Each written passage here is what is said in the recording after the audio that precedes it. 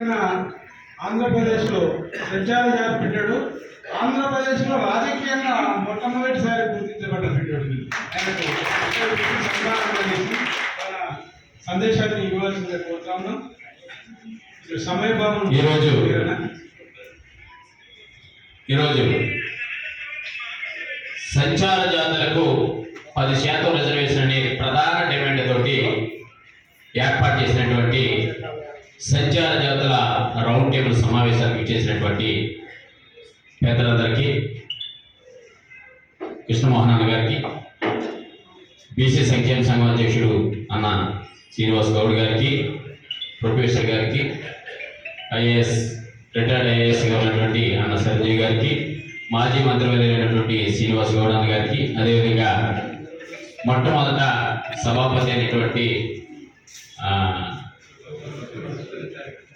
చారి గారికి, కార్యక్రమానికి చేసిన మీ అందరికీ, వివిధ కుల సంఘాల నాయకులందరికీ, కార్యక్రమం నిర్వహించినటువంటి త్రిపురజీ శ్రీనివాస్ గారికి, అదేవిధంగా వ్యవస్థాపక అధ్యక్షుడు మాన నరేంద్ర గారికి, అదేవిధంగా సింగదూరు శ్రీనివాస్ గారికి, పెద్దలందరికీ కూడా ఉదయపూర్వక ధన్యవాదాలు తెలియజేస్తా ఉన్నా. పెద్దలందరూ కూడా చాలా అంశాల మీద మాట్లాడటం జరిగింది.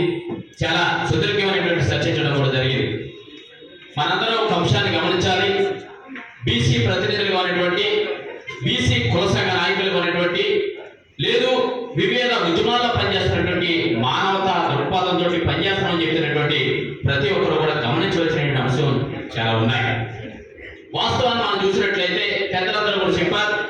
1871 నుంచి ఇప్పుడు జరుగుతున్నటువంటి పరిస్థితి దాకా పెద్దలందరూ కూడా ఉచ్చరించడం జరిగింది.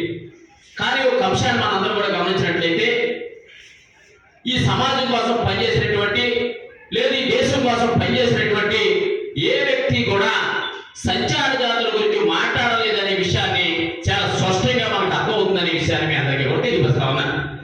ఎందుకంటే 1871 నుంచి 1947 దాకా ఈ జాతులను అణచివేస్తే, ఎందుకు అణచివేశారు ఒకసారి మనం అందరూ కూడా ఎన్నికెళ్ళినట్లయితే, ఈ దేశంలో ఉన్నటువంటి స్వతంత్ర సమరయోధులకు అండగా ఉన్నందుకు, ఈ దేశంలో హిందూ సంస్కృతిని సాంప్రదాయాన్ని కాపాడుతున్నందుకు, ఈ దేశంలో మనవాదులు అనేటువంటి వారందరికీ కూడా మనం సహకరించినందుకే అప్పుడున్నటువంటి బ్రిటిష్ వ్యవస్థ మన మీద 1871 క్రిమినల్ రైట్స్ యాక్ట్ తీసుకొచ్చిందనే విషయాన్ని మనం చాలా స్పష్టంగా అర్థం చేసుకోవాల్సిన అవసరం ఉంది.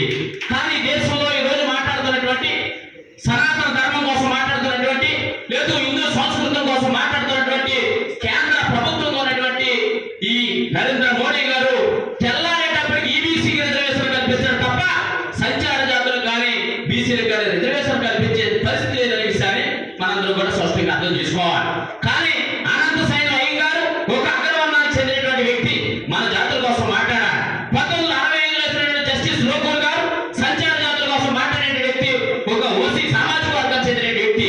జస్టిస్ వెంకటాచల్లి గారు 2002లో సంచార జాతుల కోసం మాట్లాడే వ్యక్తి, ఒక ఓసీ సామాజిక వర్గానికి చెందిన వ్యక్తి.